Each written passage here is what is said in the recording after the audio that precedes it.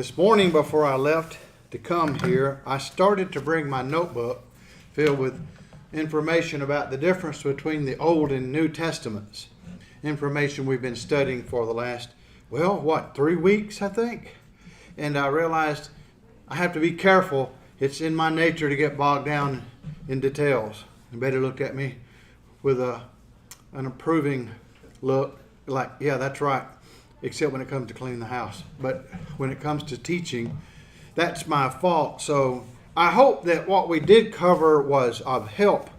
And I'd let you know that if you have any of you has any particular concern about the division between the covenants or any particular issues that arise even today as we apply that principle, just let me know about it and I'll see what I could do maybe to print out some of those items that we had prepared many years ago for another venue, but that were perfectly helpful, I think, for what we were looking at, just supplementing what our brother said in his book, Do's and Don'ts for the Christian. We started on page 85, Do's in the Ten Commandments. And of course, I'm sure you could say it's obligatory to point out for today's world, today's audiences, that while there's great value in what is taught in the Ten Commandments, we are not under the Ten Commandments as such, and that's what we looked at for the last 3 weeks. But again, to say that is not to say we thus can discard the principles of the Ten Commandments. It is not to say that. Paul had said, whatsoever things were written aforetime, Romans 15:4, were written for our learning. And of course, we through patience and the comfort of the Scriptures might have hope. So he's talking about Old Testament material, and this is beneficial for us. And we do remember that the earliest Christians didn't have access to the written New Testament as we do. The New Testament was presented orally, little by little, in a gradual revelatory way as the Spirit guided the early apostles and other inspired prophets of the early church to be able to understand the will of God fully under the terms of the New Covenant. And eventually it was codified, you could say, put in written form in our 27 books of the New Testament. And we all know that, but we just keep it in mind as we go back and see the value of the Old Testament. And we find ourselves kind of in an unenviable position. While I do personally, when I make points like that, I will admit that a few years ago, I went to Montgomery and was gladly participating in I guess you'd say a demonstration. It was a very large one there at the set of all the state buildings for the state of Alabama, judicial building, where Judge Moore, originally from Etowah County or from Gadsden area, Judge Moore, who was one of the Chief Justices of the Alabama Supreme Court, had erected a small monument, the sort of thing you'd see in Washington anyway, a small monument honoring the Ten Commandments as the basis for, he would say historically, you'd say British common law, and then now American law, which we inherited from our British ancestors. So the moral basis, thou shalt not kill, thou shalt not steal, etc., he recognized, and many have up until our day, recognized as being the foundation of American law. So he wanted to extol that and celebrate it by having a replica of the Ten Commandments, and it created a huge uproar. The reason being, of course, the argument that we have to separate the church and the state so rigorously that we couldn't even recognize that historical fact, when it is an historical fact. What happened in the past, whether you agree with it or not, happened. It either did or it didn't. And you could evaluate it now in light of your own opinions, and so many of our contemporaries do. But you certainly can't dismiss, they try to do that, or ignore it, or revise it, rewrite the history. But that was the case. And it was a very rousing and a very helpful, interesting time to be there. Of course, he eventually lost. The federal government told him to take it down, exercising, its right to flex its muscles. They won the war, and they wanted to remind us of that. So Alabama did not have the right as a sovereign state to show to the world the basis of law in the United States is the Ten Commandments. Now, that's only partly the case. You can say it's not just the Ten Commandments. Much of the Old Testament, many of the principles from specific Old Testament teachings filter down into the church age, and then eventually even into the Roman Catholic Church, which was a part of Western civilization throughout all of Europe, and of course into the British Isles, early on in the British Isles. You could even say they inherited some ideas from the Romans, Roman law, and some of its peculiar views of things also informed British common law. Again, that's not really germane to a Bible class like this. It just shows us how ironic it is that we take a stand like that for that reason politically on Monday, but on Sunday, on the Lord's Day, we come here and we insist, while the Ten Commandments are very helpful, they are not binding as such. Now, our contemporaries don't hear what we're saying a lot of times, so we need to explain it more carefully. They hear something else. When we say that, they hear some sort of antinomian, without law position. What is that? Grace only? Or are you some sort of religious libertine? There are such people, theological liberals, way out in left field, who would say anything goes, all covered by the love of God, that sort of stuff. That's not what we're saying. We're not saying we're not bound by those principles. We are. So our brother brings this out very well. At the bottom of page 85, he says, Jehovah, God, never intended for the law of Moses, which contained the Sabbath keeping to be permanent, the law of Moses. Now that we did establish. So I'm not going to go back over all that. We took a lot of time to show that, in fact, you cannot separate the Ten Commandments from the law of Moses. They're not sitting out here separately and apart from the rest of the law, as some of our Sabbatarian friends argue. And some, even in the church, I think in a well-meaning way, have misunderstood. But they are part of the very warp and woof of, the very fabric, we could say, of the Old Testament, inseparable from it. So, when the law of Moses died on page 86, he makes this point, number 4, the law of Sabbath keeping also died. Now, he will point out here, and I'm not sure if he did the page before, but he points out here in the middle of this lesson that obviously every part of the Ten Commandments has actually been explicitly brought over into the New Covenant, except for one commandment. And we know what that is. And that's telling to me. That should be a point that all would recognize. So we're under those principles, not because Moses said those things per se, but because our Lord Jesus teaches those things to us. But the Sabbath law, he does not teach to us. And so we are not bound by the Sabbath law. So he points out here that on point number 4, subpoint number 4 at the top of page 86, nearly the top, the third paragraph, the law was to last till the seed should come to whom the promise had been made.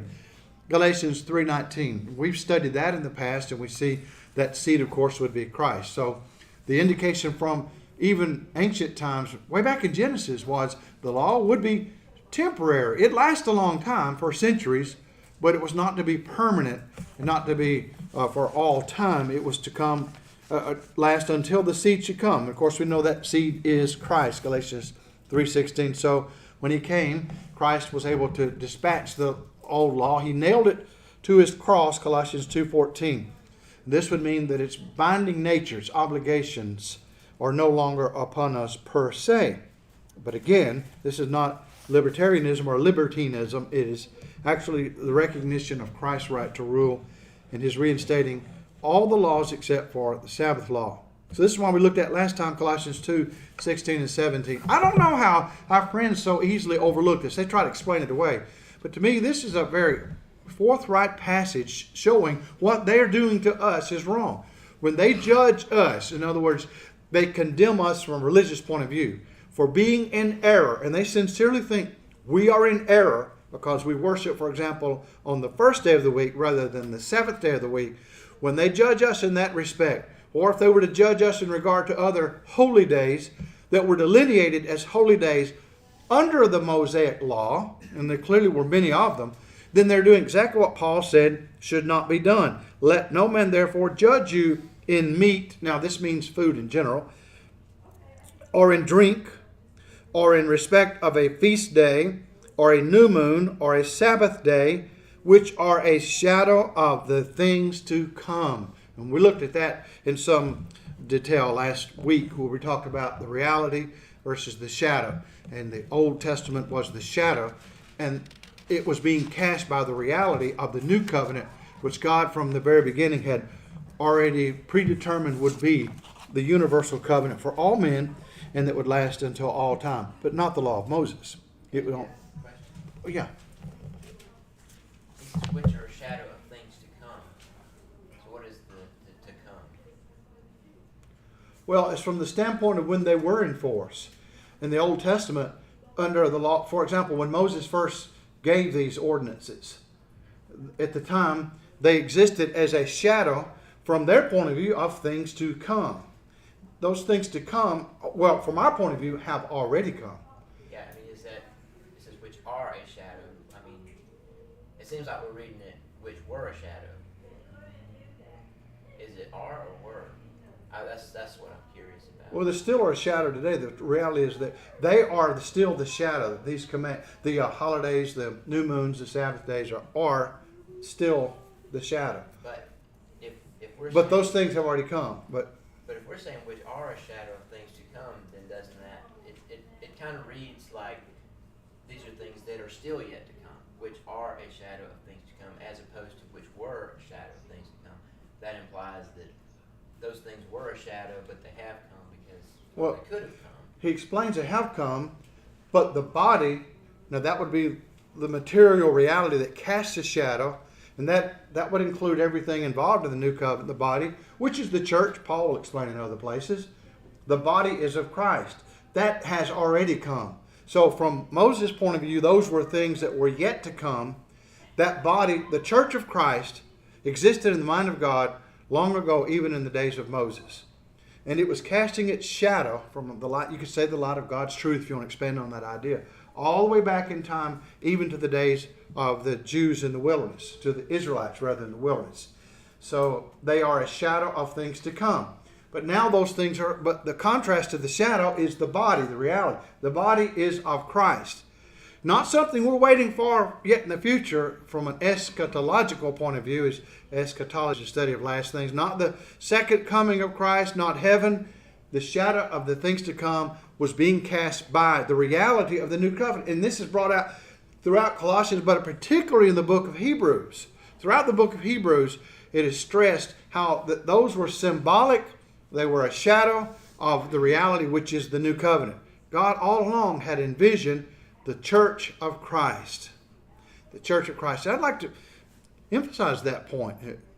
Well, in this little city, we are that church. To our knowledge, any other groups meeting right now, many of them may approximate the church, biblically speaking, some much closer than others. And they're moving, some move in that direction, some move away from it. But to my knowledge, this small group here is the Church of Christ that meets in Buchanan. That's a big responsibility, I think. I couldn't hear everything Chris said, but I think which are means they were, they still are, and they will be till time comes. In other words, if you're trying to practice them now, they are things to come. I mean, they are still a shadow. They are just a shadow. Yeah. Now, the shadow is not unreal. The shadow is real, and it has great value. It indicates the fact there's an object there. I mean, if you were to see a shadow, it'd be a very good clue that, for somebody coming up behind you, the body, you'd see the shadow. You know it's there. And this is why God had Moses to present these different details under the law of Moses for the Israelite nation. These were a shadow of things to come, and now the things have come. The body is of Christ, which casts the shadow. The bodies of Christ. Let's see, I think Hebrews 10, let me go back and check that carefully, may also be sort of a commentary on this point. Yeah, Hebrews 10:1. For the law, having a shadow of good things to come. So here's that same concept. When the law was in force, it had a shadow of good things to come. What good things are to come? Well, the good things we will see are brought out in the rest of this chapter. Again, it's not eschatological from our point of view. It's not the future from our point of view. It would be the past and present from our point of view. They are a shadow and not the very image of the things. Image, and you used this word last week, Brother Dedman, and you were correct. The image is the term that's used in Hebrews. I think I mentioned, well, body, but image, body is the right idea. Either one would be the right idea, as per Colossians. Or then would they not have ceased to be offered? Because the worshippers once purged should have had no more conscience of sin. So in this case, he's showing why, for example, the sacrifices under the law of Moses were inadequate to bring about full reconciliation between man and God, full pardon from sin. Why would they were given by God, but why would they not accomplish their purpose? In verse 3 says, because in those sacrifices, there is a remembrance again made of sins every year. We use the expression, it's not in the Bible, rolling forward the sins. But there's nothing, the expression really conveys in a graphic way in our minds what he's saying here. The sins are remembered every year after they have been atoned for that year. They have to be done this. Sacrifices have to continually be offered. If they cease to be offered, there's no more reconciliation for sin. And that contrasts with the reality under the new covenant, which is the once for all nature of Christ's sacrifice. Contrary to Catholicism, which thinks he's sacrificed each and every time they observe the Mass. They think Christ is sacrificed again. And then he just plainly says, and think about it, it makes sense. It's not possible the blood of bulls and of goats should take away sins. Why not, Hebrew writer? Well, tell me why it would be possible. You're talking about animals. Is the life of an animal worth that of a human? The answer biblically is roundly, absolutely no. No human life is less than any animal life. No animal life is greater in value than any human life. There's no such thing as a life not worth living in terms of human life because it's made in the image of God. Even if it were the last Bengal tiger, and I've talked about this before, Peter Singer and nuts like that. Singer. Idiots. That may be a strong term. You say the ideas that they espouse are idiotical. Absolutely idiotical. He's made in the image of God too, but he's misguided because he's so steeped in sin and in his arrogance. The philosopher Singer thinks if it's the last Bengal tiger, kill the baby, kill the deformed child, and let the tiger eat. No, absolutely not. Absolutely not. So the animal rights people are completely misguided. They are a neo-pharisaical group who've come along and they strain at gnats and swallow camels, morally speaking. And they instinctively know some things have to be proscribed or forbidden. Some things are allowed. They instinctively understand law because they're made in God's image, but they rejected God's law, so they invent their own secular morality. No smoking, don't eat fatty foods, not too much bacon in the morning, things like that. Hug trees, save the whales. The list goes on of the things that they set up as part of their code, their law code. And then they feel wonderful if they're virtuous and they toe the line. And they, of course, often want to let us know that they're virtuous, and they signal that to us in so many different ways, just like the Pharisees signaled their virtue, quote unquote, to others by making long prayers in public and open places and things like that. So the idea that an animal could have any value approximately that of a human is preposterous, terribly, totally mistaken. So go back to this point. It's not possible for the blood of bulls and of goats to take away sin, the sins of human beings. You have to have something or someone of at least equal value, but if it's of greater value, so much the better. And of course, that's the burden of the New Testament to show Christ was both God and man. He was the perfect bridge between humanity and deity. So as God, when he died, his worth was infinite. You could say, and the merits of his death would be considered infinite. And when he died, he also died in solidarity with us because he was human also. So he's the perfect bridge between God and man. And this is brought out, throughout. That's a capitulation or recapitulation of New Testament teaching as a whole. Phil, Yes. Was the Sabbath day essentially a day of worship, or was it a day of rest, or what exactly what could they do on the Sabbath day? We would have to go back and look at all the specific details in the They couldn't do legislation. much. No.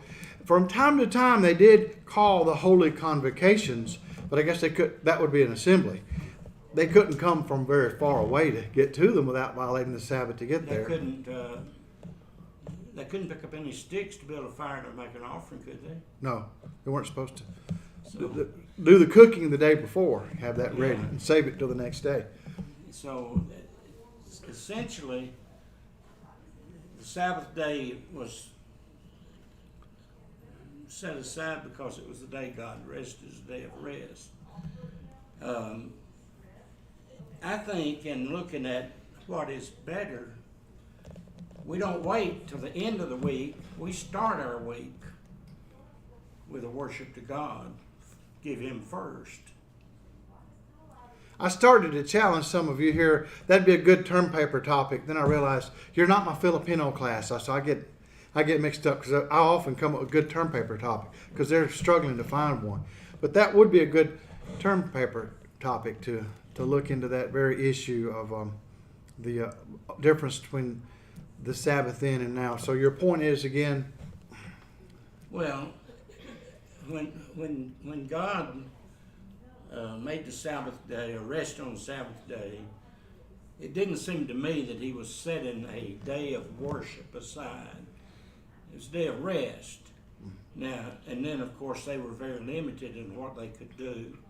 They worshipped other times, which we do too, you know. I think we saw some indications last week in some of the verses that we brought, and honestly I don't remember all of them. I'll have to confess a lot of this is detailed for me. But in those verses we saw that there were some times on some of the Sabbaths when they did call assemblies. Right. And that would be for the purpose of the reading and the exposition of the word and worship. They didn't do all the things we do, but they did do some things in their worship. And it was to be not just a day of rest in a secular sense where you just sit around and do nothing, but a day that they did recognize as a day dedicated to the Lord, in that they would think about, I'm sure they'd engage in prayer and think about godly things. Some of them might take that opportunity to fast, because you couldn't cook anyway, and if you forgot to the day before, it's going to be easy to do that. So, again, very interesting. There would be some good term paper topics in there, but we'll not assign any of those to you. But I might keep those in mind for the class later on this evening, Lord willing. So, the quote was, "Burnt offerings and sacrifices for sin thou hast had no pleasure.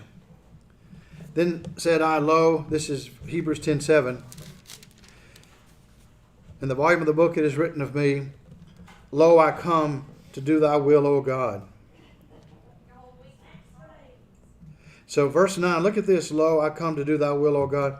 He taketh away the first that he may establish the second." This is just one among several such passages. We noticed many of them over the last 2 or 3 weeks that deal with the fact that we're not under that first covenant anymore. We're under the second. It's the second covenant, by which we are sanctified through the offering of the body of Jesus Christ once for all. Once for all. No, you misunderstand, Hebrew writer. The Pope has declared it happens every time you partake of the wafer. Every time the priests drink of the wine. In their case, it really is. And they like to drink it. I mean, many of them really like it. So when they drink of the wine, that's actually the blood of Christ. Actually is. I mean, literally. I mean, physically. I mean, it's really there. It's not a manner of speaking. It's not a symbol. It's not a figure. It really is. And you look at it and you say, I could remove the lid and say, it sure does look like bread. But that's the way it appears to the eye. But underneath the substance, the real substance, is Jesus' body. So when you partake of it, you are biting on Jesus' body. You are sacrificing. You are sacrificing his body. The priest is sacrificing his blood every single time. Our brother, well, I'm not sure he was a brother. Yeah, O.C. Lambert was her brother. There's another guy that wrote a book on Out of the Labyrinth. I can't remember his name. Out of the Labyrinth. Do you remember that? It was a 1-volume book. O.C. Lambert wrote 2 or 3 volumes on his Catholicism against itself. But Out of the Labyrinth, this guy used to be I think it was in the Catholic hierarchy, a priest or something. He came out and he exposes it. And in his detailed analysis, he said this is their defective view of salvation. Roman Catholicism holds you cannot be saved once for all. Now, you cannot be saved, that you have to constantly offer sacrifices over and over, just like under the Old Testament. Why? Because as we pointed out historically, you can well document the Roman Catholic Church is a mixture of Israelite theology, some New Testament teaching, and a lot of paganism, a lot of Roman paganism in particular. So that's where they get that idea. But the Bible clearly says it was offered once for all, so it can't be offered every time there's a Who man. wrote that book? I can't remember. Out of the Labyrinth, I forgot his name. Donald Waters. It's not Donald Waters, is it? I said there's a book by that name. It's possible. I don't know how many would be called that. Out of the Labyrinth. It's for those who want to believe but can't. Is that a subtitle? No, Okay. I don't think so. This is about Catholicism, Out of the Labyrinth. It's written back in the 40s, I believe. Sorry, I can't remember the guy's. I'm not even sure he's a member of the church. I don't think he is. I think he's some kind of Protestant now, but not a member of the church. But, of course, O.C. Lambert dealt with that too. Now, he was a member of the church. He was a Bible teacher, a preacher, a gospel preacher. It was over around Hamilton, Alabama, somewhere one time. I don't know where he was, but I know he wrote some fine volumes. O.C. Lambert's Catholicism Against Itself, at least volumes 1 and 2. I know there were at least 2 volumes in which he details the errors of Roman Catholicism. So you're supporting the idea that we offer sacrifices continually. Is that what you're saying? The only sacrifice we offer continues the fruit of our lips. I was thinking, present your body as a living sacrifice. In other words, the things we do as Christians, we do on a daily basis. We don't quit. We're in well doing, and that's fine. The Baptists say the Lord's Supper and baptism are ordinances, and yet baptism is something you do one time. Lord's Supper is something you do over and over and over and over again. And I think there's a big distinction there between the two. But I haven't read that book, but it sounds interesting. Yeah, he's talking about the offering of Jesus and the sacrifice that paid the penalty for sin. Now, when Paul or the Hebrew writer says we offer continually the sacrifice of praise, the fruit of our lips, I would say their sacrifice is being used in a figurative sense. It's not a literal animal sacrifice, it's the sacrifice of praise. Leo Lehman. I'm not sure. That doesn't. Labyrinth, the conversion. That may be the right name. Catholic priest. Yeah, that's probably it. Yeah, Who? It says Leo Herbert Lehman. Leo. How you spell Lehman? Lehman. Or Lemon, yeah, Lemon, or so how you pronounce that. Yeah, that's a book. It's just a 1-volume book. It's put out years ago. Anyway, he documents, what's that? Yeah. Good point. He is now. Well, anyway, we're not here to critique Catholicism, which is easy to do, and there are 1,000 ways to do so, but to understand the difference between the Old and the New Testament. And so we just made a couple of points there that turned into more than a few. But we'll go back now. Where we see the sacrifice of Jesus is one time. Right. Well, Hebrews 9, 27 and 28, I think also bring that up, do they not? This fact is mentioned more than once in the New Testament, 2 or 3 times. Born a man us to die. So Christ was once offered to bear the sins of many. In that context, you're appointed once to die. Christ was once offered to bear the sins of many. So not on a regular weekly basis as they falsely practice. All right. Well, let's. We remember that sacrifice on a weekly basis. We remember that, but he's not sacrificed, and yet our Catholic friends say he is sacrificed regularly. Every time we have the Lord's Supper, the ordinance of transubstantiation, because it literally is his body. So it would be sacrificed when you eat of it. All right, so let's go on now and look at how, of course, the Ten Commandment was not enforced for us, is not enforced for us, and we're not under the Sabbath regulation. Number 5 on page 86. Every command and principle of the Ten Commandments was restated and made a part of the New Covenant, except the 4th, which concerns the Sabbath. So, you could look at places like Romans chapter 13 that gives some samples of that. And if you had a chance, you could go throughout the entire New Testament and see that actually everything that was condemned as being wrong and everything that was inculcated as being right, the positive commands, have been brought over into the New Testament. Romans chapter 13, let me see, about verse 8. Owe no man anything but to love one another. For he that loveth another hath fulfilled the law. And in this case, the context bears out it's the law of Moses. But it's also, you could say the law of Christ, because in principle, when you fulfill the moral laws like this, you are showing love to your fellow men. Moral laws, by their very nature, have to do with our relationship to one another. That's a moral law. Thou shalt not commit adultery. We need to do a lot of teaching on that in the Lord's church today. Thou shalt not kill. And we know it's often translated murder, and that is the idea, illicit killing of the innocent. Thou shalt not steal. Where do you get these from, these quotes? It sound like they're direct quotes from somewhere. Thou shalt not bear false witness. Thou shalt not covet. Sounds really familiar. Oh, these are right out of the Ten Commandments. And if there be any other commandment, is briefly comprehended in this saying, namely, thou shalt love thy neighbor as thyself. Now, how would that follow, Paul? How would that be the case? That I follow the commandment not to steal, not to kill, not commit adultery, etc. How would it follow that I'm showing love? Well, because it says, love worketh no ill to his neighbor. Thou shalt not commit adultery. Oh, as long as all the parties involved have love for one another, there's no harm done, no harm, no foul. Well, that's the devil's lie. It's the worst lie ever told. Of course it is contrary to the will of God, and it harms everyone. It harms the two people who are involved in the illicit union. It harms the innocent spouses who are affected by it or hurt by it. It harms family members. It harms society. It harms the church. It destroys the church. Thou shalt not commit adultery. You don't sweep it aside and laugh at it and say, oh, well, David did, but he was a pretty good guy. No, you understand that adultery is a sin that's heinous in the sight of God. Same about murder. Thou shalt not murder. Thou shalt not steal. So I bring these up to show that in the law of Moses, those principles are moral principles, and they have explicitly been brought over into the New Testament. These things are taught in various places.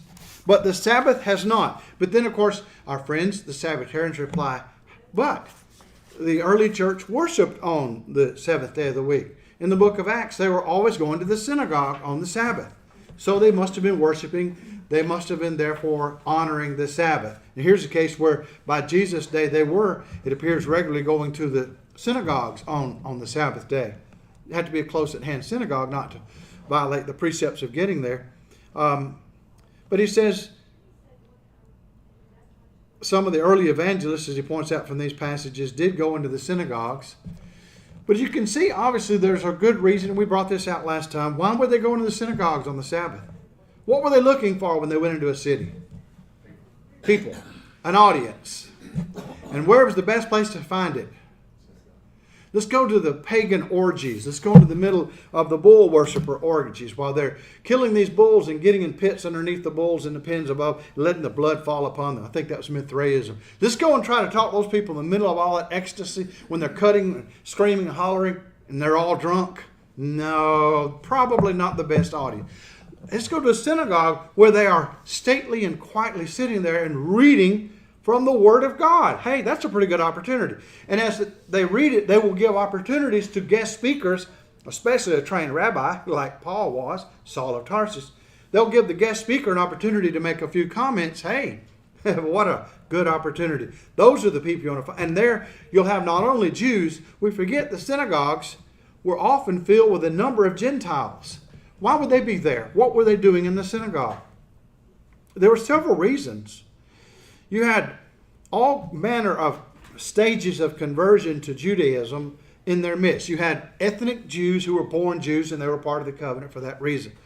Fully circumcised as baby boys and so on. Ethnic Jews.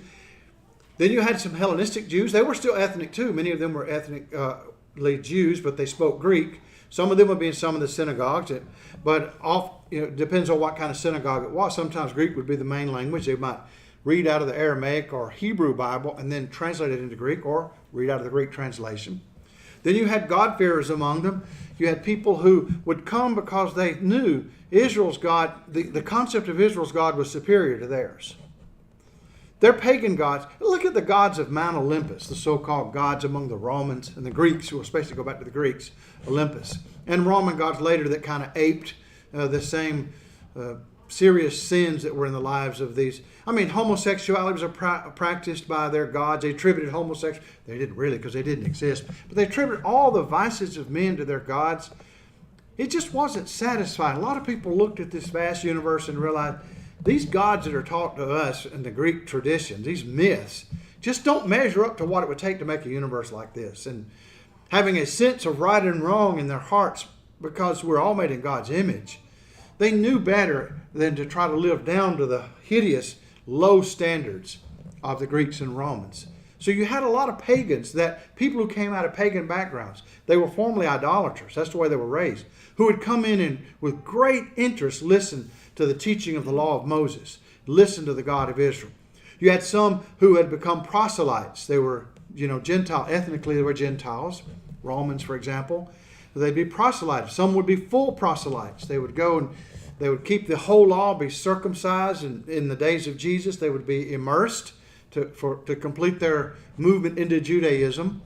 And then you had, I think they called them proselytes of the gate. Those were proselytes of righteousness. Then you had another lower standard, proselytes of the gate. And you only use the word proselyte in an accommodative sense. They were basically God-fearers or listeners.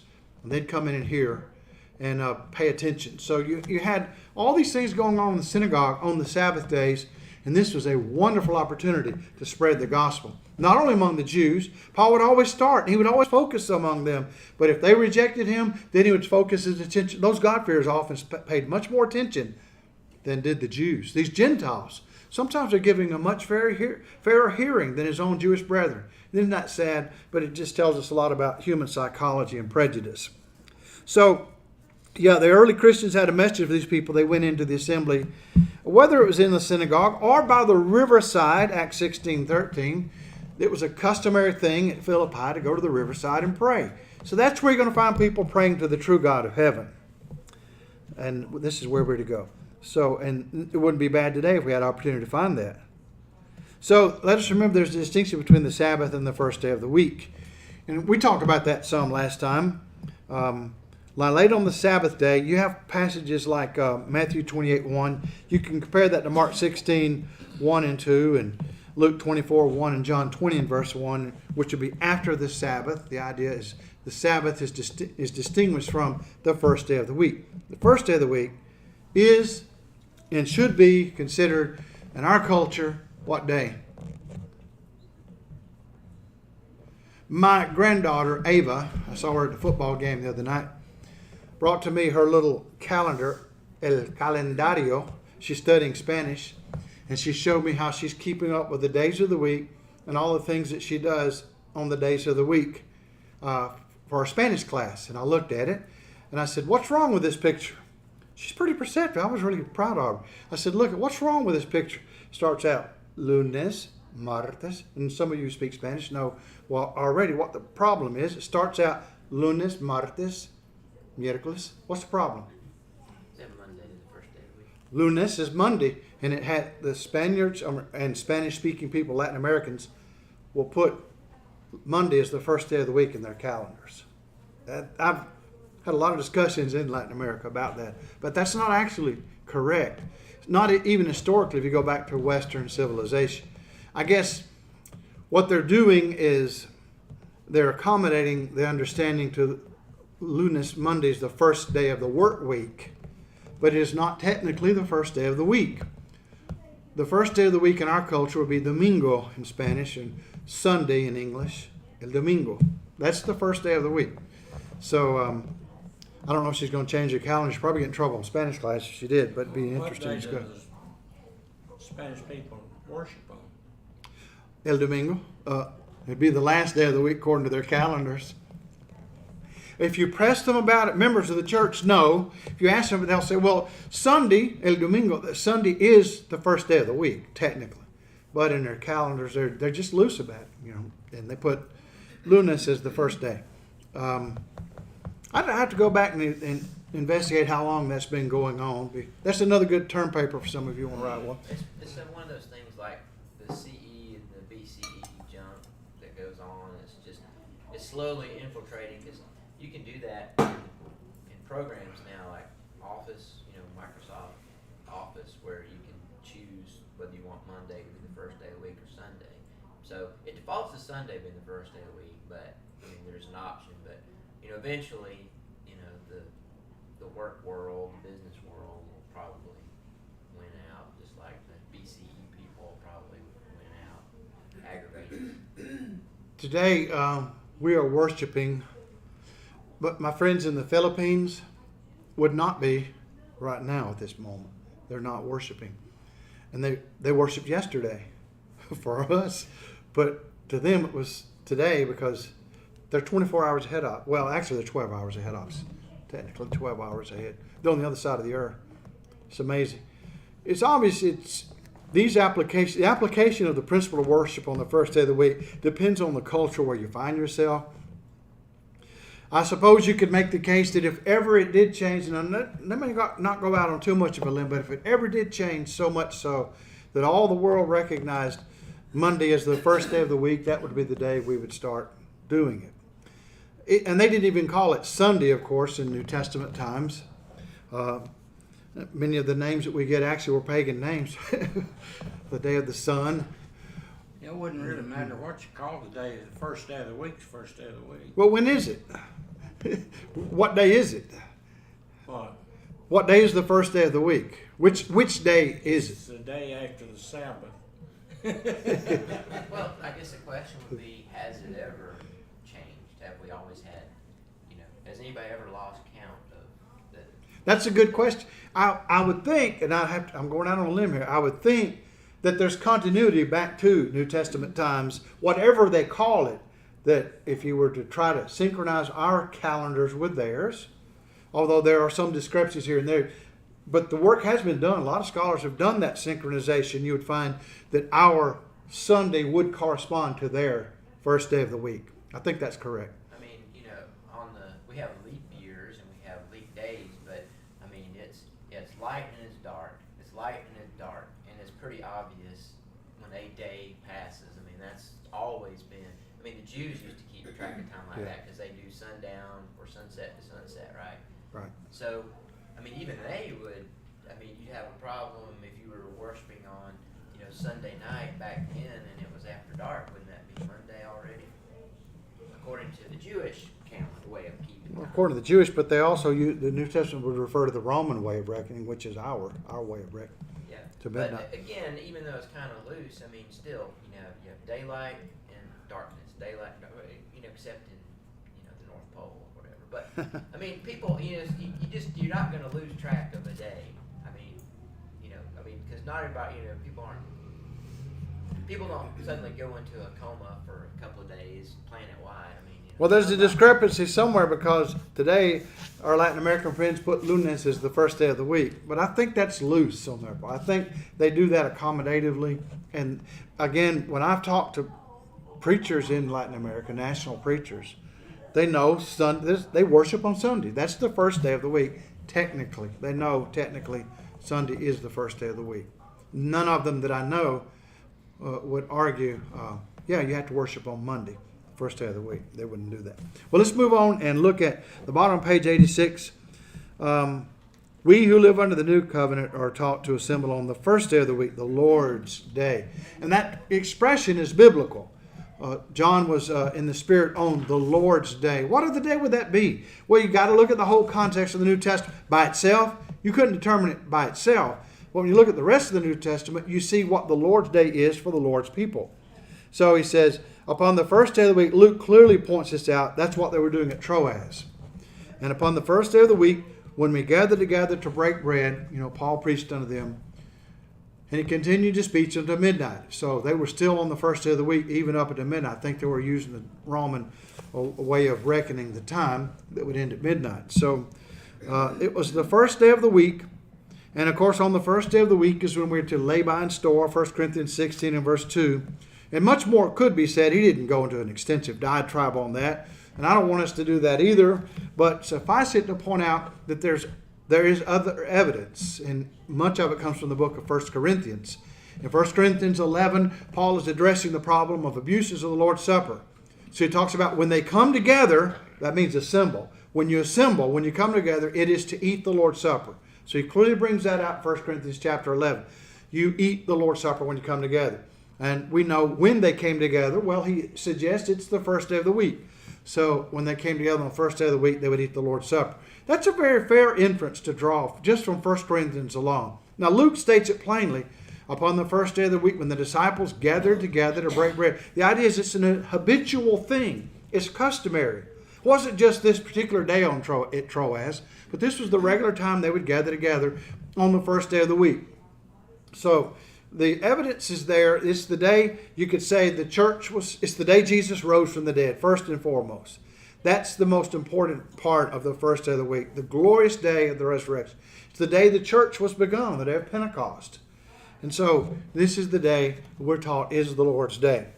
So now let's move on. I wanted to cut. Do you think maybe too another again? It's just, do you think maybe the day was changed because there wanted to be a clear distinction between worship, the worship of the Jews? Because I mean that would have been even. I don't know how to answer, but that does bring up a point I've read many times in apologetics literature, and something to consider.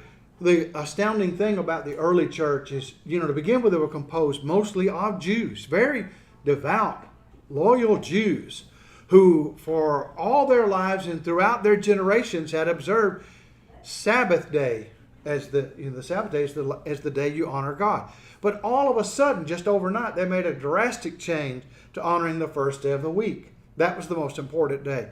How do you account for that? Well, the simplest explanation is stupendous events occurred on that day, particularly the resurrection. So it's an argument, it's one among several in favor of the resurrection of Jesus on the first day of the week. That's a good explanation for why these thousands upon even tens of thousands of Jews throughout the world at that time would have suddenly made the drastic change from Sabbath keeping to worship on the first day of the week.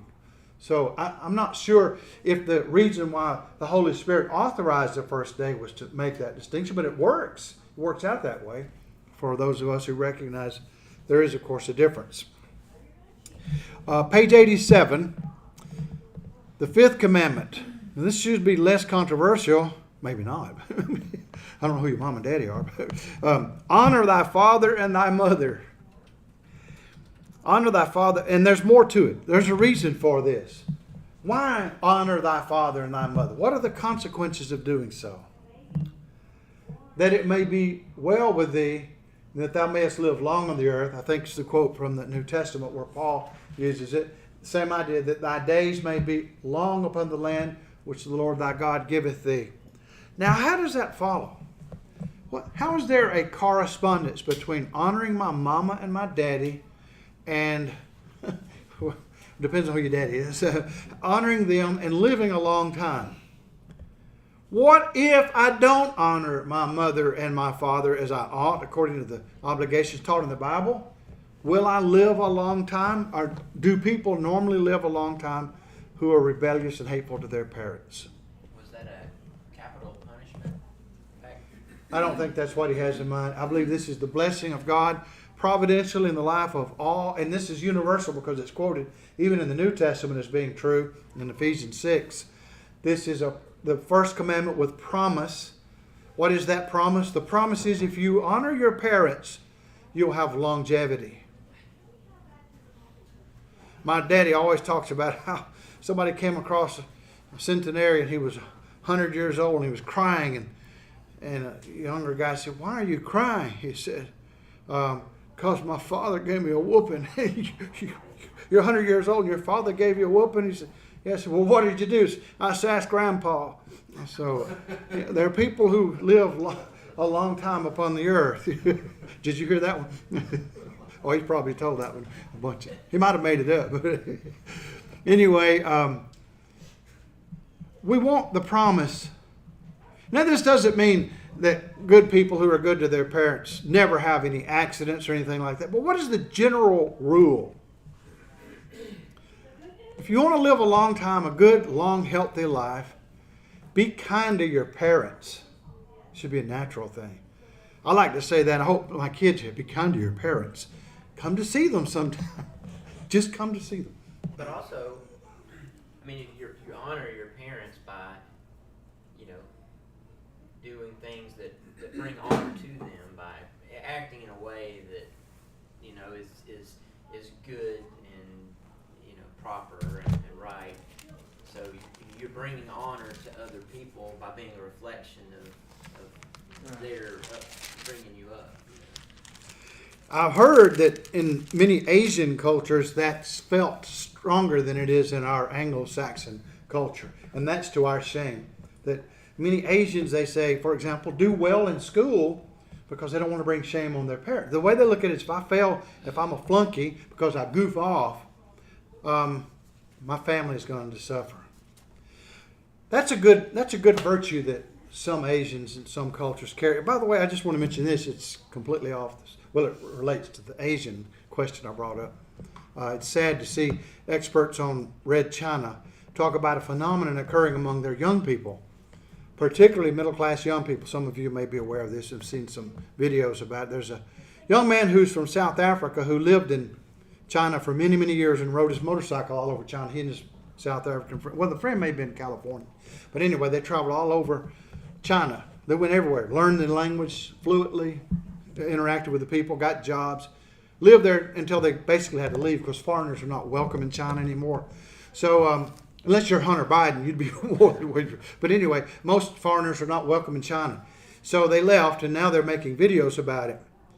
There's something going on among young people. They can't get ahead, no matter how hard they work, because there are no incentives. Reward is not based on hard work. Reward's based on party affiliation. So if you get a job, if you go out, for example, he said, if you go out and get a master's degree and you work really hard to get it, and then you go get a job at a factory, you probably won't be paid as much as what they call a tobacco uncle. You're a tobacco uncle, show guy smoking a cigarette, and he's an old farmer who barely can read and write, but he's got connections, nepotism. His brother-in-law is a party chief there in the city, so he drives a Mercedes, he drives really nice cars, Lamborghinis and all that sort of stuff. He has a lot of money. You'll never make it. And if you work harder, they just expect more of you. So if you work hard in your job and you're conscientious, they'll just put more on you. They work from 9 to 9, 6 days a week, 9 o'clock to 9 o'clock. Why would I do that? Well, many of the young people won't. So they developed a fatalistic view. It's called let it rot. That's how it's translated. Lie down. Take it lying down. Let's see, lying down. Let it rot. No, lying flat. Lie flat. Let it rot. Don't worry. Don't get a job. Don't get out and work hard. You'll never make it. The system is rigged against you. Unless you get a government job. If you get a government job, then you have all the perks there, but you have to be a good communist to do that. So that's the nature of that system. Sounds very, very hauntingly familiar, right, to us, because we see more and more Marxism incorporated in our own culture and less incentives. I saw the very same thing. Ephraim Poe was a friend of mine. He was a communist in Havana, Cuba area, and he was a radio operator, so I knew Ephraim because being a communist, he had authority to get an amateur radio license. He and I communicated. He's a nice guy, a nice communist, but he used to talk to me about his factory. He said, I sleep under my desk. I said, under your desk? He said, how do you get away with this? Well, you don't want to make waves and get attention. This is a communist country, so I just sleep under the desk most of the day and come out, do a couple of things and punch a clock and leave. And it's a government cushy job. He just freely admitted, Ephraim Poe. I knew he was a communist because some friends from New Jersey, Eddie was one of the guys' name, was on air with me one day. He was a Cuban American. He said, Philip, when you go see Ephraim, we like Ephraim. We've been talking to him for years, but we want to know if he's a communist. I said, well, I don't know. I'll ask him. So next time I went to Cuba, I said, your buddies want to know if you're a communist. He said, uno tiene que hacer lo que uno tiene que hacer. He said, a person has to do what a person has to do. How do you think I got my radio license? I said, oh, okay. So anyway, the bad thing is the fatalism in China. Among the farmers, it also exists. Their expression there is not lie flat or let it rot. Their expression translates into pass the day. Do as little as it takes to grab something to eat, and maybe what it takes to get it. Don't do any more. Nothing to live for. No hope. Without God in the world, many of them committed suicide. He said they are giving up on life. You see, that's contrary to what used to be noble in their culture of not wanting to embarrass your foe. Now, in the United States, that's often the case because people who come here are entrepreneurs anyway, hard workers. The rest of them are spies. Many of them are in our government, high echelons of our government, or sleeping with them. But anyway, that has nothing to do with this, except when we talk about honoring your father and mother. It has been a good tendency among many cultures of the world. I'm sad to say it's not in ours. Hey, look, Mark Twain used to listen to what Brother Leroy said. Mark Twain must have quoted you. Mark Twain did. He said, when I was 16, you were 17. I thought my father was the most ignorant man I'd ever seen, but 10 years later I decided he was very brilliant. I just wondered how the old man had learned so much in 10 years. Well, we all relate to that because, I guess it's a natural rebelliousness kids go through at that age of trying to be independent of their parents in their early teenage years until they get a little older and realize, hey, mom and daddy are not so bad. Some of them realize that. So Paul repeated this command in Ephesians 6:2. Honor thy father and mother, which is the first commandment with a promise. And then he says, that it may be well with thee, and thou mayest live long on the earth. And that in the context of verse 1, children, obey your parents in the Lord, for this is right. So that's what he means by honoring them. Don't just give them a plaque or send them a card at Christmas. It means, especially if you're subject to their authority, if you're still living at home and your feet are under their table for the daily meals, then honor thy father and mother. We will have to look at this more next time. I guess the class will be coming out in a second here. Well, he does make this point, and it's a good one. We should always bring this up. You honor your father and mother in the things they command you to do, as long as, what? As long as those things are consistent with the will of God. If you have a father, and he commands you to drink, liquor when you're 9 years old, and to get drunk with him, go on a fishing trip, you would be better not to do that, even though you may appear rebellious. But if Daddy tells me to get drunk, I'm not going to do it because it's wrong. So obviously, the limitations are this. You first honor God and His laws, and secondly, honor your parents to the extent that they, even wicked parents often will give pretty good advice. The things they've learned not to do to get into trouble, you need to listen to them. Well, I guess I'm preaching to the choir here. Maybe, I hope. Honor thy father and thy mother. I hope to live a long time, so I'm hedging my bet. Anything that will help, try to be good to help live a little bit longer. And of course, Chris was alluding to this a while ago about the death penalty for rebellious children under the law of Moses. It was inculcated, Deuteronomy 21. If they were stubborn and disobedient, they could be stoned to death. Very strong, isn't it? Very strong. A wise son heareth his father's instruction, Proverbs 13:1, but a scoffer heareth not rebuke. There are several things like that in the Proverbs. A fool despiseth his father's correction, but he that regardeth reproof getteth prudence. A wise son maketh a glad father, but a foolish man despiseth his mother. So he doesn't care about either of his parents. A foolish son is a grief to his father, and bitterness to her that bare him. He that doeth violence to his father, and chaseth away his mother, is a son that causeth shame and bringeth reproach. Whoso curseth his father or his mother, his lamp shall be put out in blackness of darkness. See, there, that brings out the opposite of what the Ten Commandments said. Instead of living long, it's going to be bad for you if you do that. Hearken unto thy father that begat thee, and despise not thy mother when she is old. You know what? The reason we have parents is because we have a divine, heavenly, invisible Father. We don't see Him, but we have some idea about how we are to relate to Him, only on a much grander scale, because we've supposedly learned in our youth how to respect our fathers, and our mothers too, how to respect our parents. We've learned that idea. that our parents are looking out for our best interests. Their rules are to help us grow and develop as we should in a way that will be acceptable and right. That's what they care about when they see their children growing up.